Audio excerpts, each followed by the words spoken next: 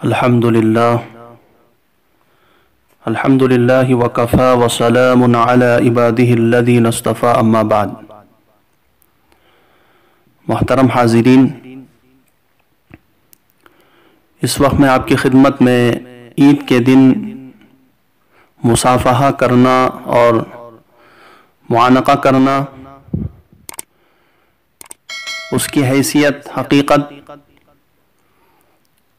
ईद की मुबारकबादी और जुमा के दिन जुमातुल मुबारक कहना, ईदी की शरई हैसियत यानी ईदी जो ईद के दिन लेते हैं उसकी शरई हैसियत क्या है, इस पर मैं इंशाअल्लाह आपकी खिदमत में रोशनी डालूंगा। पहली बात, मुसाफ़हे की फजीलत आप जानते हैं। हजरत बरा बिन आज़िब रज़ी अल्लाह ताला अन्हु फरमाते हैं, नबी करीम सल्लल्लाहु अलैहि वसल्लम ने फरमाया, जब दो मुसलमान मिलते हैं और आपस में एक दूसरे से मुसाफ़हा करते हैं, इन दोनों के जुदा होने से पहले खुदा ताला उनको बख्श देता है। तिर्मिज़ी इब्न माजा में यह हदीस मज़कूर है।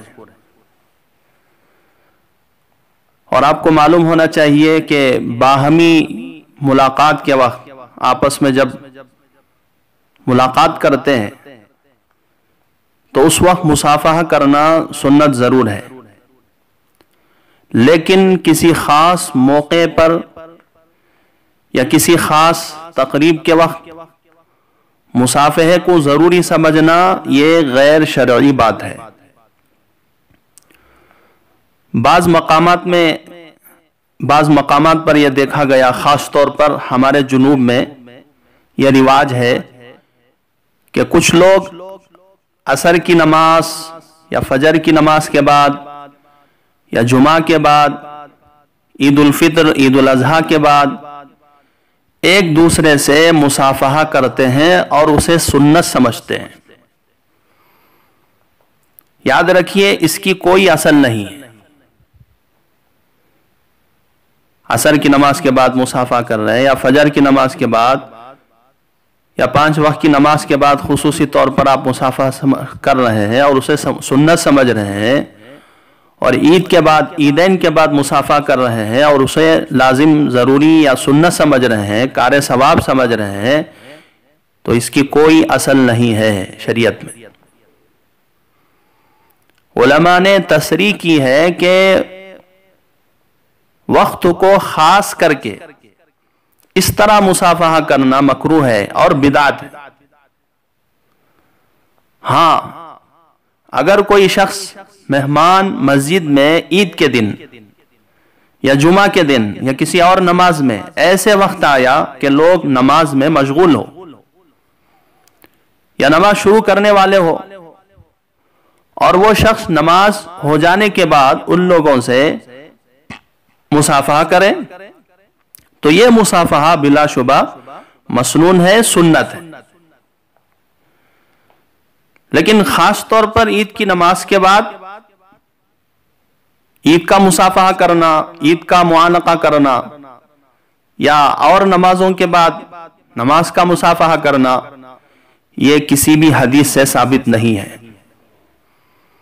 हजरत अशरफ अली थानवी रहमतुल्लाहि अलैहि बहुत बड़े बुजुर्ग हैं, कायदे कुल्लिया इस सिलसिले में बताते हैं, इबादात में हुजूर ने जो हैसियत और कैफियत मुअय्यन फरमा दी है उसमें तगय्युर और तबद्दुल जायज नहीं, और मुसाफ़हा चूंकि सुन्नत है इसलिए मुसाफ़हा और मुआनक़ा सिर्फ पहली मुलाकात के वक्त बिल इजमा या रुखसत के वक्त, कहीं आप जा रहे हैं सफर में, तो इन दोनों औकात में मनक़ूल है। बस अब उसके लिए इन दो वक्तों के सिवा और कोई मौका और महल तजवीज़ करना तग़यीर इबादत है, लिखते हैं जो ममनू है। लिहाजा मुसाफ़हा और मुआनक़ा ईदैन के बाद या बाद नमाज़े पंजगाना 5 वक्त की नमाज के बाद मकरूह और बिदात है। حوالہ دیکھیے امداد الفتاوا صفحہ نمبر 708. شامی کے حوالے سے حضرت نے ان باتوں کا ذکر کیا ہے.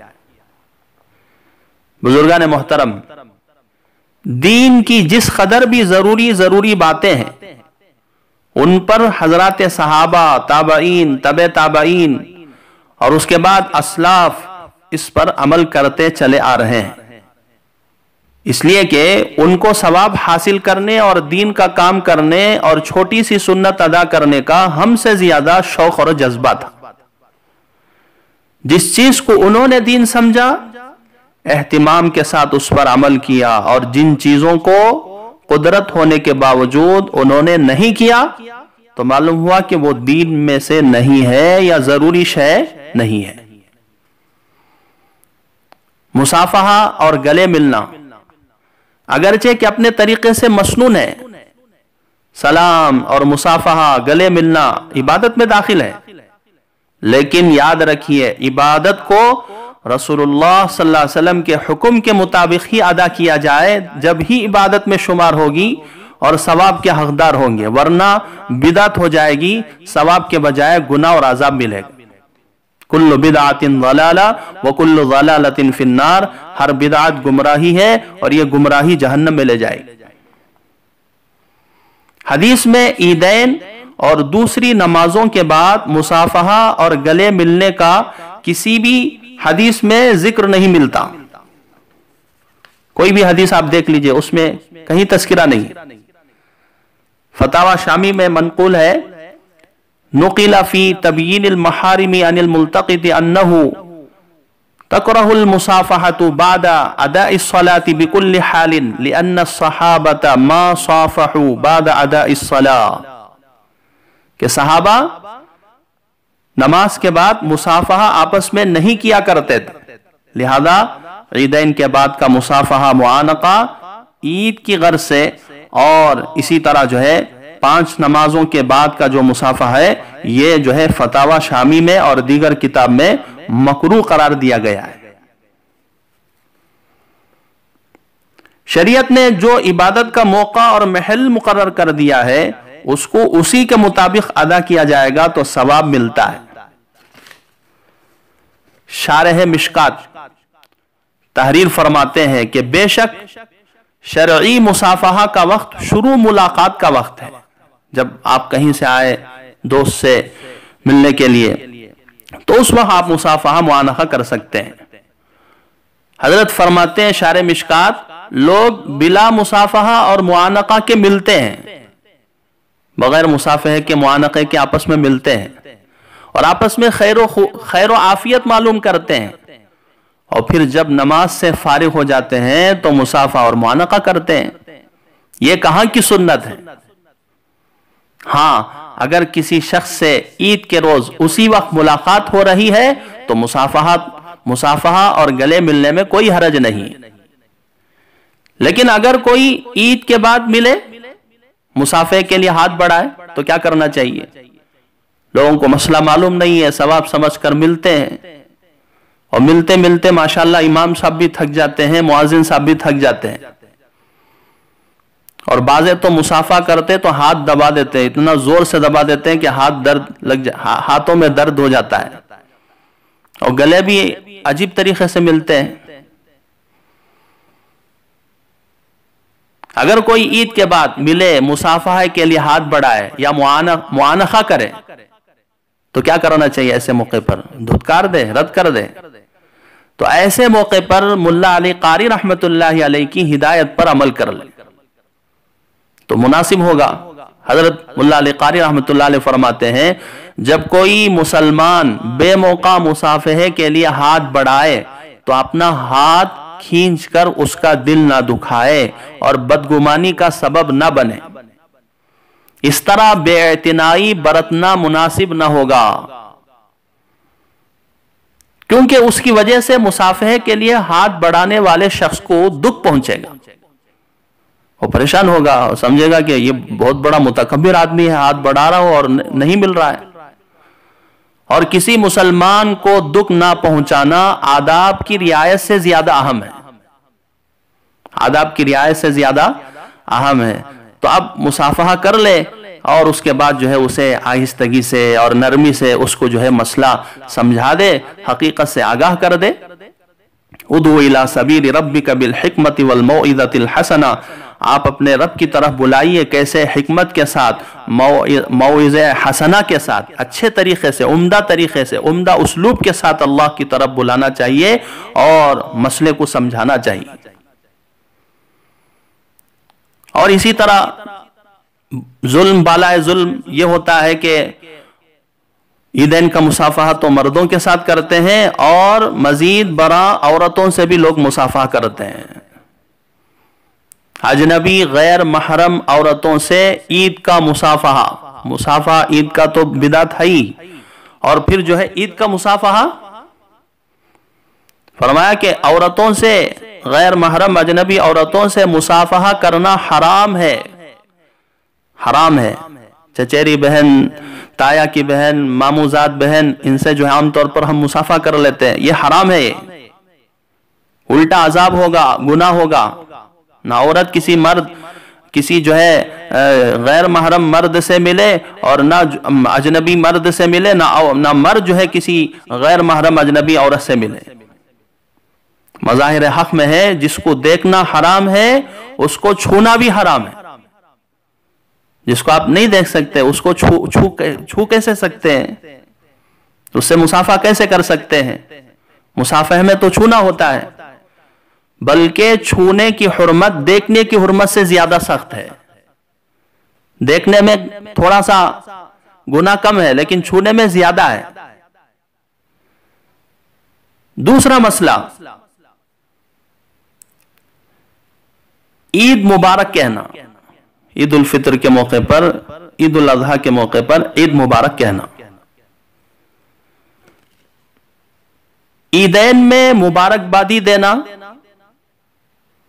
اس کے بابرکت ہونے کی دعا دینا، یہ بذات خود جائز ہے، یہ کوئی بدعت نہیں ہے، جائز ہے۔ عید کے بابرکت ہونے کی دعا عید کے دن بھی اور عید سے پہلے پیشگی بھی ہم دے سکتے ہیں۔ اس کا ثبوت ہمیں کتابوں سے ملتا ہے، حدیثوں سے ملتا ہے۔ عام طور پر عید کا چاند نظر آ جائے تو لوگ مبارکبادی پیش کرتے ہیں، اور عید کی نماز کے بعد بھی مبارکبادی پیش کرتے ہیں فون میں، میسج میں، تو یہ جو ہے جائز ہے، کوئی گناہ نہیں ہے۔ وقال الفتاوی شامی میں ہے، وقال المحقق ابن امیر حاج بل الاشبہ انہا جائزۃ مستحبۃ فی الجملۃ ثم ساق آثارا باسانید صحیحہ عن الصحابۃ فی فعل ذلک، جلد نمبر 2 صفحہ نمبر 169۔ فتاوی شامی میں ہے، حضرت محقق ابن امیر حاج فرماتے ہیں کہ عیدین کے بعد عید کے دن مبارکبادی دینا یہ جائز ہے اور مستحب بھی ہے۔ اور پھر اس سلسلے میں انہوں نے صحیح احادیث کو ذکر کیا ہے، صحابہ سے جو مروی ہیں۔ لہذا عید کی مبارکبادی دینا یہ اچھا عمل ہے۔ کچھ صحابہ سے بھی یہ عمل منقول ہے۔ ابن قدامہ رحمت اللہ علیہ کہتے ہیں، ابن عقیل نے عید کی مبارکبادی دینے کے متعلق کچھ احادیث ذکر کی ہے جن میں یہ حدیث بھی ہے۔ محمد بن زیاد کہتے ہیں کہ میں ابو امامہ باہلی رضی اللہ تعالیٰ عنہ دیگر صحابہ کے ساتھ ہوتا تھا، چنانچہ جب صحابہ نماز عید سے فارغ ہوتے تو ایک دوسرے کو کہتے تقبل اللہ منا ومنکا، تقبل اللہ منا ومنکا۔ امام احمد رحمت اللہ علیہ اس کے بارے میں کہتے ہیں کہ ابو امامہ کی اس حدیث کی سند جید ہے۔ آپ دیکھ لیجئے، کتاب کا حوالہ دے رہا ہوں، المغنی جلد نمبر 2 صفحہ نمبر 130۔ عید کی مبارکباد دینے کا مقصد باہمی محبت میں اضافہ اور اس کا اظہار ہے۔ کیوں دیتے ہیں عید کی مبارکبادی؟ تاکہ آپس میں محبت پیدا ہو، مودت پیدا ہو، اس لیے جو ہے عید کی مبارکبادی دیتے ہیں۔ الحاوی للفتاوا نامی کتاب جلد نمبر 1 صفحہ نمبر 116 عن جبیر بن نفیر قال كان اصحاب رسول اللہ صلی اللہ علیہ وسلم اذا انفقوا یوم العید یقول لبعض تقبل اللہ منا ومنکم. کیا حضرات صحابہ عید کے دن آپس میں تقبل اللہ منا ومنکم یہ کہا کرتے تھے، مبارکبادی پیش کرتے تھے. تو اس کا ثبوت ہے. علامہ حسکفی رحمت اللہ علیہ نے کافی جچے تلے لفظ میں عید کی مبارکبادی دینے کے جواز کی تصریح فرمائی. لکھتے ہیں ان التہنیۃ بالعید بلفظ تقبل اللہ منا ومنکا لا تنکر. عید کے دن تقبل اللہ منا ومنکا مبارکبادی کے الفاظ پیش کرنا یہ جو ہے اس کا انکار نہیں کیا جا سکتا، اسے بدعت نہیں کہا جا سکتا.